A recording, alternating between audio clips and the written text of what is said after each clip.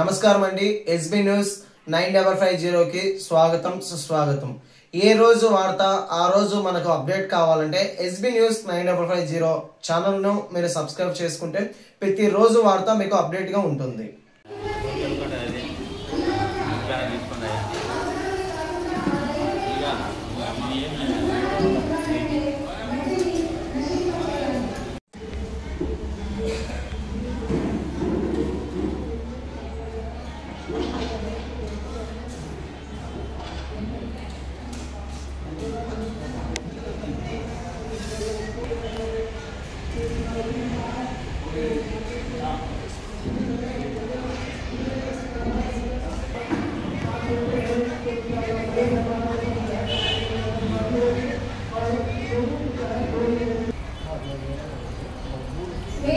Chandrababu Naidu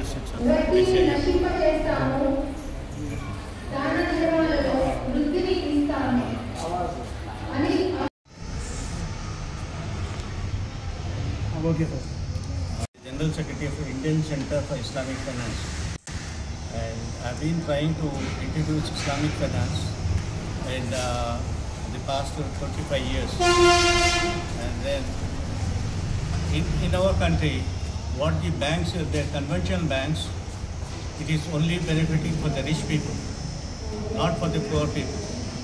And there are three important aspects of Islamic banking compared to the conventional banking. One is there is no interest in it. Then another thing is it is based on profit and loss. And that third thing is the investment is on the basic needs of the people.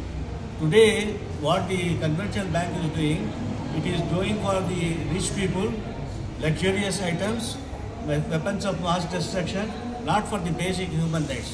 Today we can see Tatas, all the people, common people are investing in the banks, and then they are saving, and it is given to the Tatas, Birlas, Adanis and Ambanis, not to the common people. Even the agriculture people, Kisan, they आत्महत्या करते हैं लोग, they commit suicide, 10 lakhs, 15 lakhs, 20 lakhs. The thousands of crores Adani, Ambani, Mahindra और Kingfisher का आदमी लेके they gone out of the country.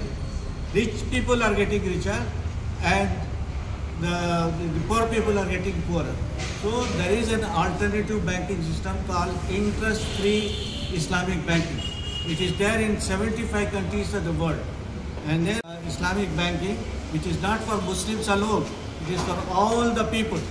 It is, and even today 75 countries of the people, in England it is there, in UK, in America it is there, in Germany it is there, Switzerland is there, not the Muslim countries alone, all the big companies. But India has not opened it up. And we have talked to the finance ministry, Dr. Raghuram Rajan, the RBI was there, and last election, Chandrababu Naidu said that he is going to have interest-free banking in India. He put it in his election manifesto, 2019 election manifesto. Chandrababu Naidu said that he is going to have interest-free finance. And then I met him, Chandrababu Naidu, for the election thing. And then I asked him. And then he said, I am going to talk to the government. But still Chandrababu Naidu is there. I have come here to appeal to the Telugu Desam party and also particularly to Chandrababu Naidu that you please prevail upon the Modi government that you introduce interest-free, participatory Islamic banking in the country. It will be useful for all the people, not only for Muslims, for all the people. With this appeal, I have come here and appeal to the Chandrababu Naidu and Telugu Desam people and also his son, that it should be introduced, you know. Okay. Yeah.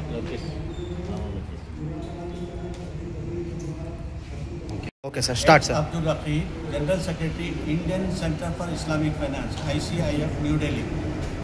Indian Center for Islamic Finance, New Delhi. ICIF. You please introduce yourself. Who are you? Who have come here? ఈరోజు ఇక్కడ కడపలో అమానత్ cooperative credit society అనే పేరుతో 3 సంవత్సరాల క్రితము government register చేసినటువంటి సంస్థ వడ్డీ రహిత రుణాలు ఇచ్చే పేద ప్రజలకు ఆదుకోవడానికి ఒక బ్యాంకింగ్ సిస్టమ్ ఉంది, కోఆపరేటివ్ బ్యాంక్. దాన్ని సొసైటీ అని ప్రస్తుతం చెప్తున్నాము. ప్రారంభించాము 2023లో ప్రారంభమై ఇప్పుడు 25లో వచ్చే కాబట్టి 2 సంవత్సరాలు పూర్తయ్యాయి. దాని యొక్క యాన్యువల్ ఫంక్షన్ ఈరోజు ఇక్కడ పెట్టుకున్నాము. దీని ముఖ్య ఉద్దేశం ఏమిటంటే ప్రస్తుతం సమాజంలో పూర్తి లోకంలో ప్రజల అవసరాల కోసం బ్యాంకులకు పోతే అన్ని వడ్డీలకు ఇస్తున్నారు. తద్వారా ప్రజలు చాలా నష్టపోతున్నారు. కానీ మనం ఈ సంస్థ ద్వారా వడ్డీ లేకుండా పేద ప్రజలకు ఆదుకోవడానికి ఈ యొక్క అమానత్ కోఆపరేటివ్ సొసైటీ ప్రారంభించాము. ఈరోజు యాన్యువల్ ఫంక్షన్లో వీళ్ళు అతిథులు ఢిల్లీ నుంచి వచ్చేసారు. వీరు జాతీయ స్థాయిలో వడ్డీ రహిత రుణాలు ద్వారా ఎలా ఆదుకోవాలి, ఒక బ్యాంక్ ఎలా నడపాలి అనే ఒక వివరాలు వివరించి ప్రజలకు ఎలా మనం ఆదుకోగలము, వాళ్ళ అవసరాలు తీర్చగలము. ఎందుకంటే ప్రస్తుతం లోకంలో ఉన్న బ్యాంకులన్నీ ధనవంతులకు లాభం కలిగించి పేదవాళ్ళ నుంచి వాళ్ళు దోచుకుంటున్నారు. మా సంస్థ ఏమిటంటే పేదవాళ్ళకు సహకరించి ధనవంతుల ద్వారా వాళ్ళకు సహాయం అందించాలని చూసాం. కాబట్టి ఈ గత 2 సంవత్సరాలలో దాదాపు 45 లక్షల రూపాయలు వడ్డీ లేకుండా రుణాలు ఇచ్చాము కడప జిల్లా స్థాయిలో. ఇందులో ముస్లిమేతరులు చేరవచ్చు, స్త్రీలు పురుషులు చేరవచ్చు. వారికి ఏ వడ్డీ లేకుండా వాళ్ళకు ఆదుకుంటున్నాం. వారికి ఇంటి అవసరాల కొరకు చిన్న వ్యాపారాల కోసం కూడా అప్పు ఇస్తామన్నమాట. వడ్డీ అసలు ఉండదు, కేవలం నామకానికి మాత్రమే సర్వీస్ ఛార్జెస్ ఉంటుంది. అది ఒక కూలి ఇస్తే తప్ప మళ్ళా ఉపయోగించేది ఉండదు, ఏముండదు అన్నమాట. కాబట్టి ఈరోజు ఆ కార్యక్రమంలో స్త్రీలు మెంబర్గా చేరారు, వాళ్ళు వచ్చారు. ఇంకా భవిష్యత్తులో పూర్తి జిల్లా స్థాయిలో ఇంకా పెద్ద ఎత్తున ప్రజలకు సహకరించాలని మానవతా దృష్టితో స్త్రీలు పురుషులు లేక ముస్లింలు అనేటువంటి తేడాలు లేకుండా అందరినీ ఆదుకోవడానికి ఈ అమానత్ కోఆపరేటివ్ సొసైటీ ప్రారంభమైంది. ఇంకా భవిష్యత్తులో ఎవరైనా సరే మాతో వచ్చి వివరాలు తెలుసుకొని వారు మెంబర్గా చేరి వారు లాభం పొందవచ్చు. ఈ యొక్క అమానత్ కోఆపరేటివ్ సొసైటీకి అధ్యక్షుడిగా ఉన్నాను. దానికి 12 మంది బోర్డ్ ఆఫ్ డైరెక్టర్స్గా ఉన్నారు జిల్లా స్థాయి. పాత్రికేయ మిత్రులకు వందనాలు. సోదరులారా, ప్రపంచవ్యాప్తంగా పాత్రికేయ మిత్రులకు వందనాలు. సోదరులారా, ప్రపంచవ్యాప్తంగా ఉన్న వడ్డీ వ్యవస్థ అది కేవలం ధనవంతులకు లాభదాయకంగానే ఉంది. సామాన్య ప్రజలకు, అవసరార్థులకు అది లాభపడే విధంగా లేదు. మీరు గమనించవచ్చు, ఆ వడ్డీ ద్వారా వస్తున్న లాభాలన్నీ కూడా మాస్ డిస్ట్రక్షన్ అని చెప్పారు పెద్ద ఆయన. దాని అర్థం ఏంటంటే మానవ హననానికి ఉపయోగపడే ఆయుధాలు తయారు చేయడానికి కావలసిన వ్యవస్థగా ఈ వడ్డీలన్నీ కూడా ఆ వ్యవస్థకి వెళ్తున్నాయి. అలాగే మద్యపానానికి, అవి ఏవైతే మానవానికి నష్టం కలిగిస్తాయో వాటన్నిటికీ వెళ్తున్నాయి. మీరు గమనించవచ్చు, మన భారతదేశంలో కూడా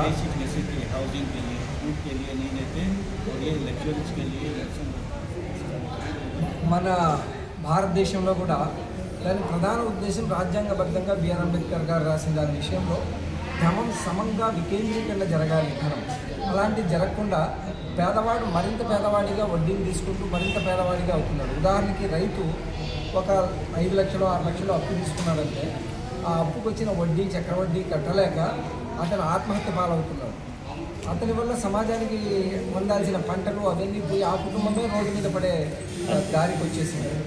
అదే ప్లేస్లో మీరు చూడొచ్చు, ధనవంతులు విజయమాల్యా కానివ్వండి, నీరవ్ మోడీ కానివ్వండి, తదితర వ్యక్తులు కోట్ల రూపాయల్లో బ్యాంకుల నుంచి రుణాలు తీసుకుంటున్నారు, దేశాన్ని వదిలి వెళ్ళిపోతున్నారు.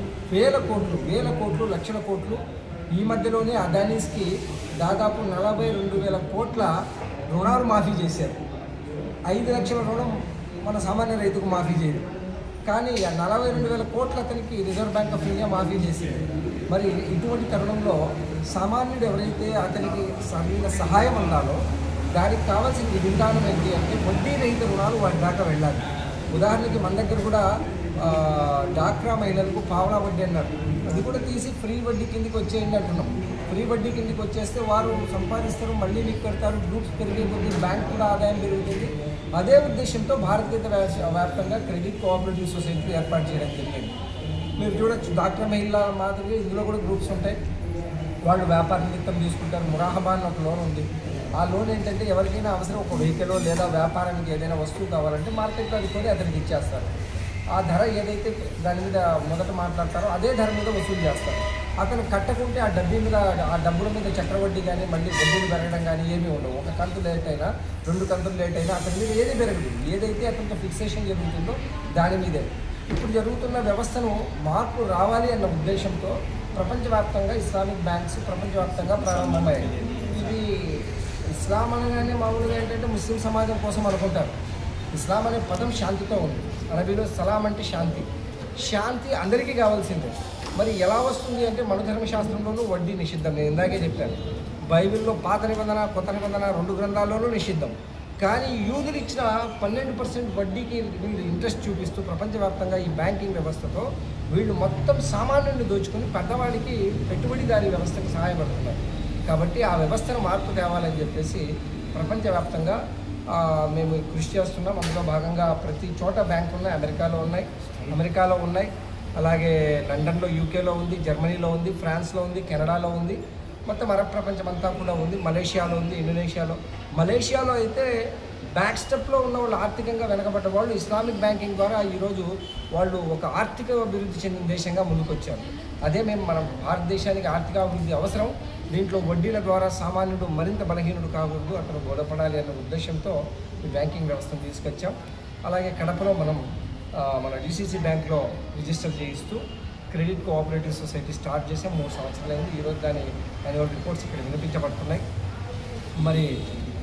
మరి దాంతోపాటు సార్ ఏమన్నారంటే 2019లో చంద్రబాబు నాయుడు గారు ఎన్నికలకు వెళ్తున్నప్పుడు ఆయన మేనిఫెస్టోలో ఇస్లామిక్ బ్యాంక్ పెడతానని చెప్పి వాగ్దానం చేశారు. అప్పుడు సార్ నెల్లూరులో ఆయనతో కలిసి ఇస్లామిక్ బ్యాంక్ వల్ల లాభాలు ఏంటి అన్నీ వివరించిన తర్వాత పెడతానని వాగ్దానం చేశారు. కానీ ఈసారి ఎలక్షన్ అయింది, ఈసారి ఆయన ప్రభుత్వం వచ్చింది. ఈసారైనా ఆయన కృషి చేసి ఆ ఇస్లామిక్ బ్యాంక్ పెడతారని చెప్పి ఇంట్రెస్ట్ ఫ్రీ లోన్స్ రావాలన్నది, వడ్డీ రహిత రుణాలు సామాన్యుడికి అందాలి. కానీ జరుగుతుంది ఏంటంటే పెద్దవాడికేమో మాఫీలు జరిగిపోతున్నాయి అసలుతో సహా, లేనివాడికి వడ్డీల ద్వారా వాడు దోచుకోబడి చనిపోతున్నాడు. దాన్ని ఆపి, ఆత్మహత్యల్ని ఆపి ప్రజలందరికీ లాభం జరిగి ముందుకు తీసుకెళ్తున్నాం. మరి ఈ కార్యక్రమానికి మా ఆహ్వానం మేరకు వచ్చిన మీ అందరికీ కూడా కృతజ్ఞతలు. నా పేరు సైద్ అహ్మద్. నేను కూడా అమానత్ credit cooperative society board of డైరెక్టర్స్లో ఒక డైరెక్టర్. క్రెడిట్ కోఆపరేటివ్ సొసైటీ వీళ్ళే ఫస్ట్ స్టార్ట్ చేసింది తమిళనాడులో. ब्रांच है जी तुम्हारा? 32 branch all over India. Bharat बहुत इकोनॉमिक क्राइसिस से दो चार है। हम ये समझते हैं कि इस वक्त दुनिया में जो सिस्टम है वो यहाँ कॉरपोरेट फ्रेंडली है, गवर्नमेंट पीपल फ्रेंडली नहीं है। तो हम ये चाहते हैं कि पीपल फ्रेंडली इसे होना चाहिए और यहाँ का जो यंग टैलेंट जो है बहुत एंटरप्रेन्योर है, तो उसे जो है सारे फैसिलिटीज़ मिलना चाहिए।